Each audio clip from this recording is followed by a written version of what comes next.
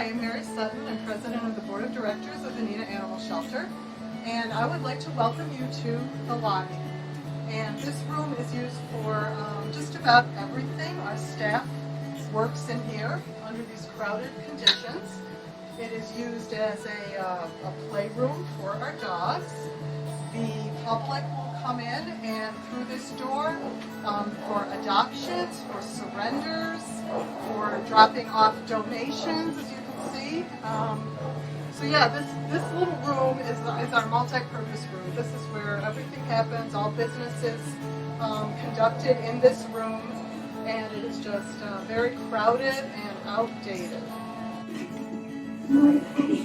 Hi, cutie.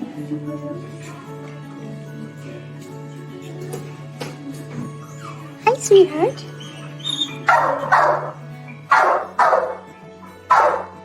Hi, cutie. Hi.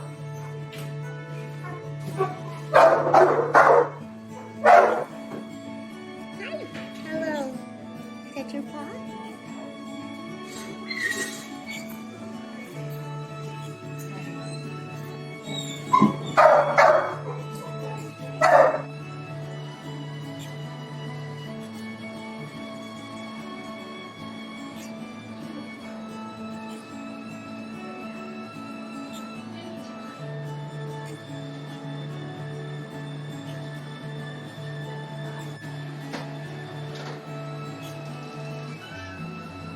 Here we are in Cat ISO, and as you can see, back to the space issue, this is actually where we do all of our medical check-ins for the cats and the dogs.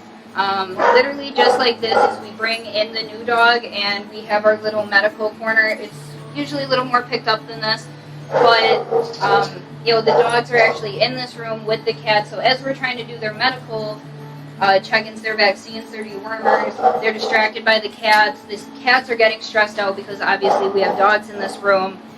So, but this is the best space we have for it. There's really nowhere else for us to do it.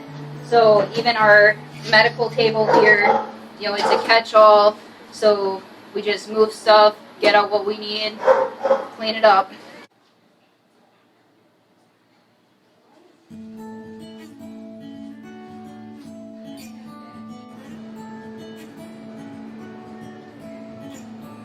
So here in our kitchen, walkway, food prep, medical prep area, as you can see, this is the only spot we have to do our dishes. Keep in mind we have about 100 animal kennels in the building for cats and dogs. So every morning when we clean, this is stacked with dirty dishes. We have to get those cleaned, washed, dried, and put away before we open to the public. So that's all happening in the morning. Our medications for the daily meds. This is everybody who is on meds right now. So we have to prep this all out. We have to do the dosages here and just kind of work out of this area. Again, this is a main thoroughfare. It's the only way from the office to the dog kennels to the cat room. So no matter what, you're going to be in somebody's way. This is our laundry area where we store all of the clean bedding and blankets and cat pillows and dog pillows. Here's our industrial wash machine that's kind of on its last legs. We've been babying it along. And then we have a dryer just like you would have in your home. And there's lots of laundry always because we have to keep the bedding clean, the cages clean. We have staff have scrubs so that if there's animals that are sicker and they need to suit up a little bit more for their own protection, we're washing those things on a daily basis. And then we had the plumbers come in because you can see our piping is outdated, and they just said it's probably cost prohibitive to come and do all the repairs and replacements in this building, that it wouldn't even really be worth it. It would just be a drain on our shelter resources that we need for the animal care. Right, here is our visiting room. So this is literally where everything happens. So our adoptions, our surrenders, our meet and greet. As you can hear Roxy barking in the background. Our dog kennels are right through that wall. So when we're trying to do surrenders or adoptions, we are trying to talk over the other dogs. because they're in their kennels and there's nowhere else to go. This room is very small, very cramped. We also use this as an enrichment room in the winter, so when it's too cold for the dogs to go outside, which is 6 months out of the year here in Wisconsin, they do get to spend time in here, but it's still not, it's not very bright, it's not very fun to be in here by yourself. So we actually have dogs that have chewed up the chairs. We also have cabinets here that store all of our adoption folders and just miscellaneous office stuff because there's nowhere else for us to put it. It's getting to the point that these are kind of bursting at the seams. As you can see too, like just out of space to put things, we have to have things up on top, which just doesn't make us feel good when we are, doing a surrender, somebody is saying goodbye to their pet, and we just have stuff everywhere. Here we are outside the front door of the shelter, and as you can see, because we're so strapped for space, sometimes we're spilling out outside. Over here we have our donation bin. That's where people drop things off, so until they can be sorted, it's again outside. We have some kennels that were cleaned up and had to be dried out. And then we have our event supplies out here. Welcome to our meeting room. In the winter, this is not as pleasant as it is in the summer.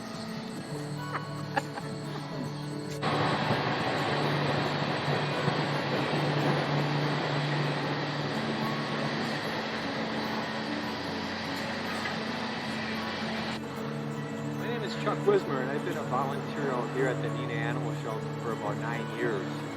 And over that time, there's been a lot of changes, and tried to improve the quality of our dogs' lives out here. The shelter was built in the early 1960s, and needless to say, a lot has changed in animal welfare in those years since then. Well, it served us well. It really has many, many limitations for dogs, cats, staff. There's no separation of the staff where they can get away, and have a break. The dogs, well, we can improve the kennels and everything. They don't really have the yards that they need to roam out in and have a good time in. The shelter itself has a lot of limitations in regards to the HVAC. The electrical system is just a real problem for what we want to do in today's world because computers and screens and show the animals. The water system, we've replaced multiple water heaters. It's rather disjointed because we've added on in several different locations. And it really, with the space that we have, we just try to do as best we can.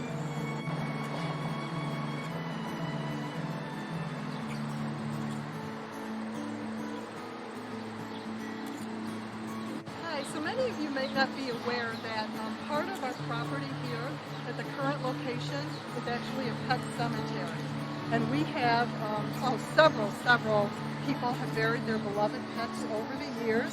And as you can see, people still come and visit the graves of their beloved pets. So even though we have all of this land here, we cannot disturb it and build on it. People to this day still visit their pets. Although the cemetery actually is full, people can no longer bury their pets here, but this must remain undisturbed.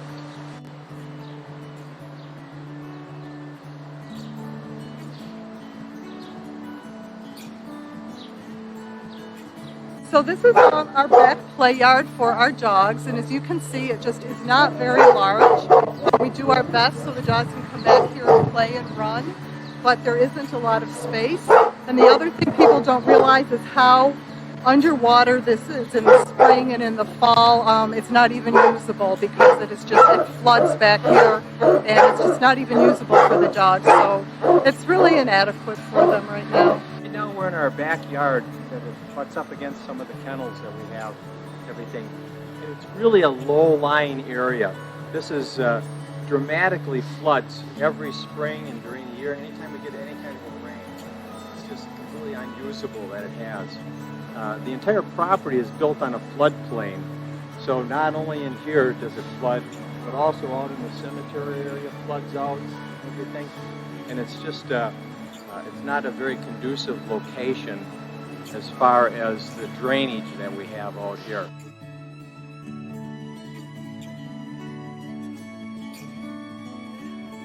The shelter currently, too, we're located in an industrial park, basically. So there's often a lot of truck traffic and different distractions out here. We are fortunate that we do have a path that works in the summertime, in the fall. When snow comes, it's less than ideal to walk. The dogs go out to the industrial park and what we have. But, you know, we make do.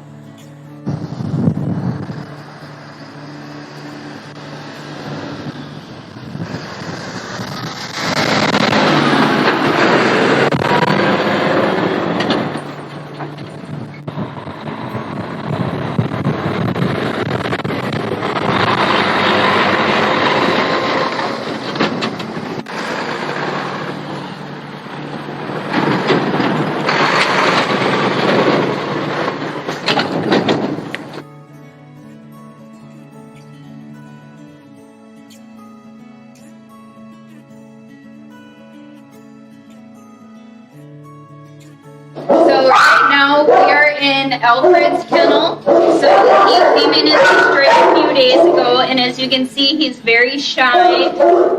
But once he recognizes you, then he's very open, and then he wants to be your friend. As you can hear, it's very loud in our dog area.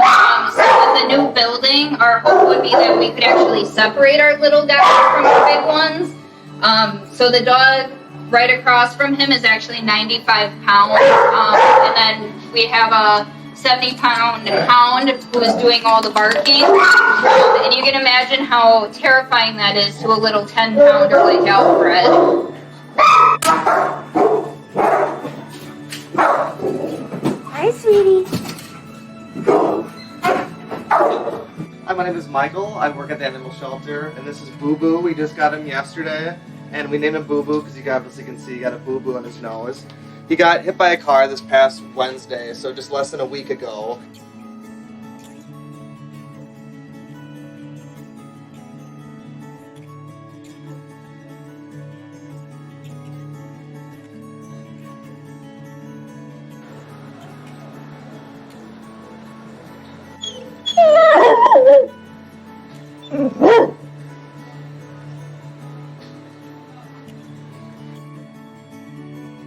Here is our dog ISO area, and very similar to the rest of the building is we are just looking for space. As you can see, the hallway is very narrow, so new dogs. So this is where brand new strays and surrenders come in, and it can be a very traumatic experience for a dog because they're in a new area, they're next to other new dogs, so everybody's just kind of scared and barking. You can't see him now, but we have a little guy in here, and then we had a bigger dog earlier, so I think what kind of happened is the bigger dog scared him, and now he's hiding under his bed. But just having more space, having more ability to separate the large dogs from the little dogs, even at the intake point, and also up in adoption, because that's something we have up there as well. You know, you have your tiny Chihuahuas right next to your 100-pound Rottweilers, and they just scare each other. Okay. So under this towel is actually our dog weighing scale. So that's another thing that goes along with space is we don't actually have a medical check-in area. So every dog that comes in has to come into this room to be weighed. And again, if there are other dogs in here and they're barking, or if they're just nervous being in a new environment, being, you know, taken into this little corner can be very scary. This is also where we have our dog washing tub. So same thing, this is not a lot of space to get a dog in there and bathe them.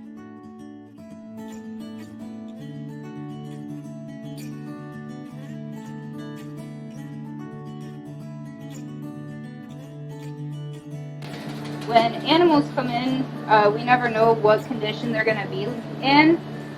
So as you can see, this one's a little more worse for wear. So they definitely have some things going on, some ear infections, and She has some dental issues, so right off the bat we just try to get them basic medical care. So she'll start on antibiotics and dewormers, things like that. We'll give her a bath, get her cleaned up, obviously get her into a veterinarian to be better assessed on what's going on. So in our cat ISO area, this is everybody who is not up for adoption yet. So whether it is being on stray hold, recently surrendered, going through medical treatment, that's a huge problem in regards to separating out our animals. So as you can see, these three all have upper respiratory infections, which is why they have tags that say we're sick. That's why there are towels over their cages, so that to lessen the spreading of it, because they are in this room with healthy cats, such as Lord Quicktoes, but being that close in proximity and in the same room, we're subjecting the potential that all the cats are going to get that upper respiratory.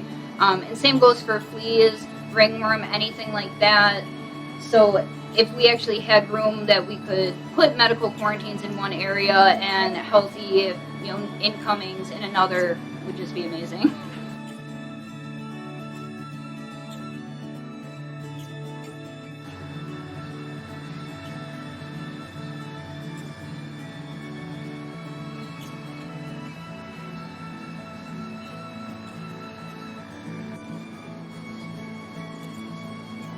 So one of the challenges as a volunteer is that we have cats in cages, and that's necessary, I guess. But if we had a cat room or several cat rooms, it would be much more conducive to having more of them out at the same time.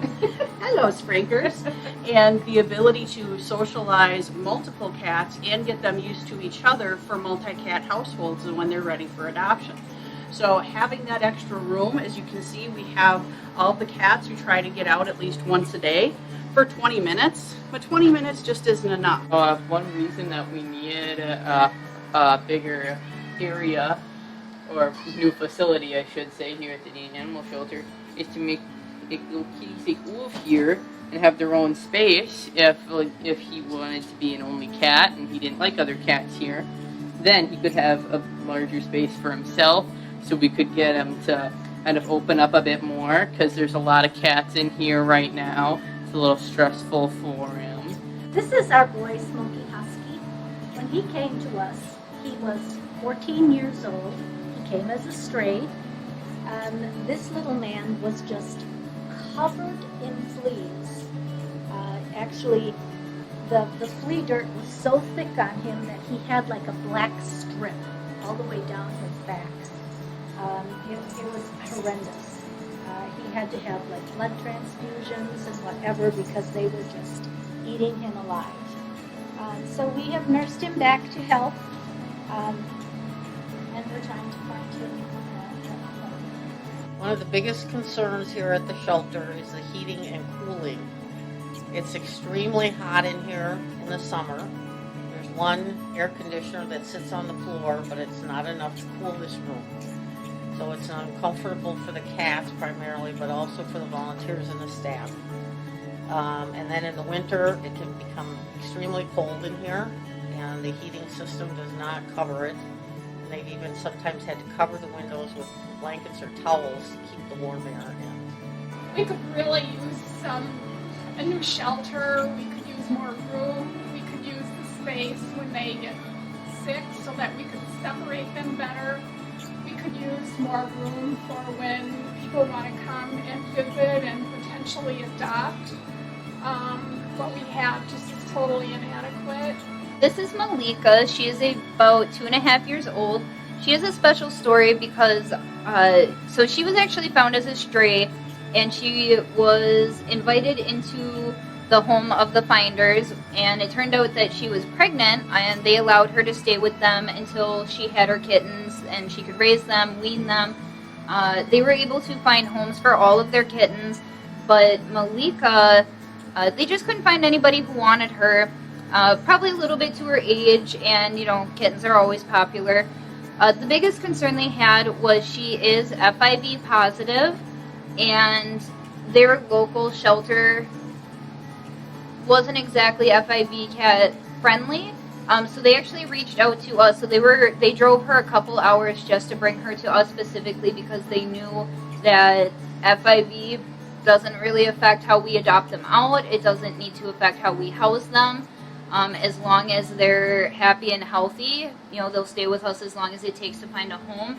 As you can see, she's very sweet, very petite. So she'll be a great house cat for anybody. And she can go home with other cats that do not have FIV. Again, as long as everybody gets along, it's not going to transfer between cats. And yeah, so we took her in because we know we'll find her a great home.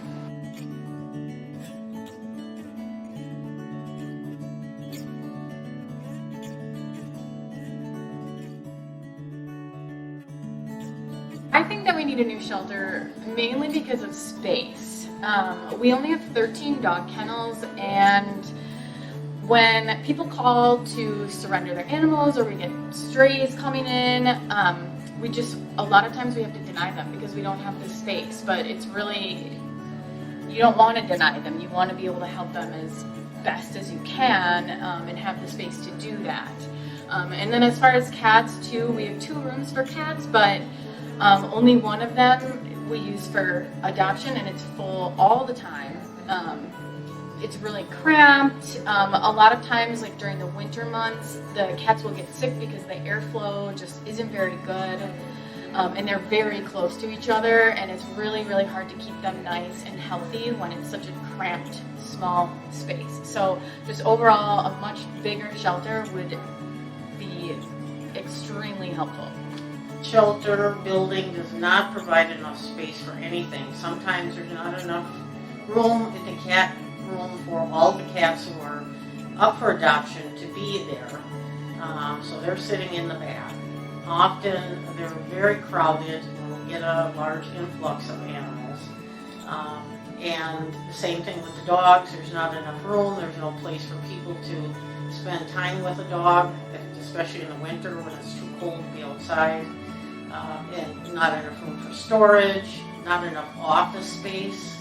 When you walk into the building, you're in the office, which means that any phone calls going on or anyone that the staff are talking to, it's very difficult. And if somebody's surrendering a cat and they're emotional, there's no place to do that many times. And so we really are very strapped for space here. And even as far as the building is concerned, electrical outlets don't work. The plumbing system isn't good. My understanding is, I've never drank it, but the water here is very terrible tasting. It's just all around, this building is falling down around our ears. It really has to be replaced. So I think we need a new shelter because this one's really old and we really need the space. We need more laundry room, we need more bathroom space, we need more space for the animals so they can go up and run around, be happy.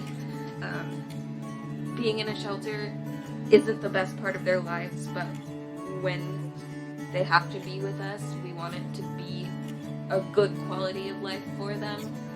And right now they don't really have as much space as we would love for them to have. So I'm back here with Lulu, and I wanted to talk about how important a surgical suite and a veterinary team would be to us, because I came from a bigger shelter where we had vets in every Wednesday. We had animals going to the vet every single day. There was a daily vet trip, and having that sort of resource could save his nose, whereas now we have to go to actual clinics, and he can't get in for a couple of weeks, so he's gonna lose that part of his nose, and he'll be fine, but if it gets infected, if it goes septic, you know, that is not a good situation for him, and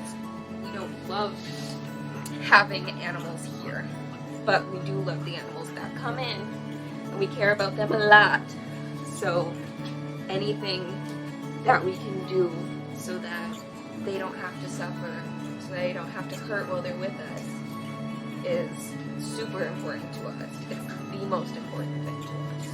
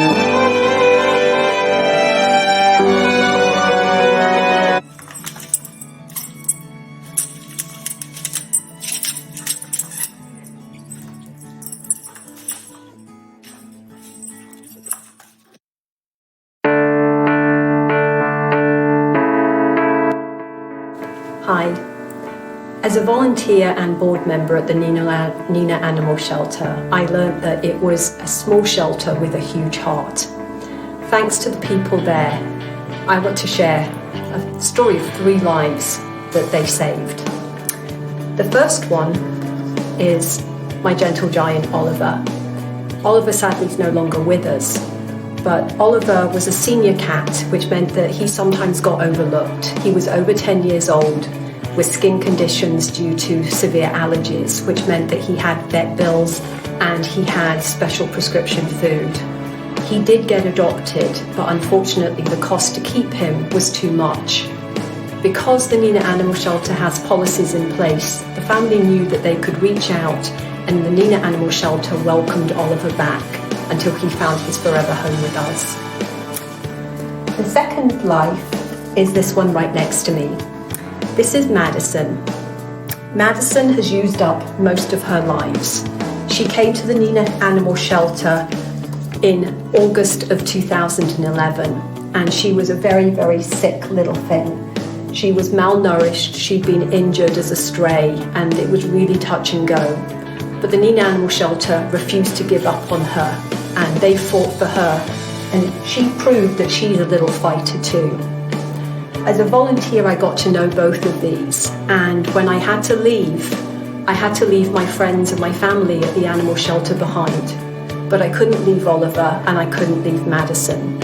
So we brought them with us, and they became part of my family. Maddie had not been adopted because she was very fearful, so when people came in to look at her, she would run away and hide, or she'd hiss. As you can see, a loving home has made all the difference to her and to us. The Neenah Animal Shelter cared for both of my animals for 2 years before we took them home with us. Most other animal shelters would not have been as patient or as loving, and they wouldn't have kept these animals for as long. They would have classed them as unadoptable. They weren't. They were loving animals, and this one still proves to be a loving animal. There's also one other life that got impacted. In fact, it's 5 lives. This is my third cat, Smidge, who isn't with us because he was a feral and he's a little bit afraid of strangers. But because of my work with the Neenah Animal Shelter, I was able to help rescue Smidge and his 4 siblings and find them homes. The shelter not only cares for the animals that they have, but they also work with the community, doing education and outreach programs as well. Please support them. They really do need your help. And as I say, they want to save animals and serve the community. That's what they do every day. They saved 650 lives last year, and each one of them was a life just like this one.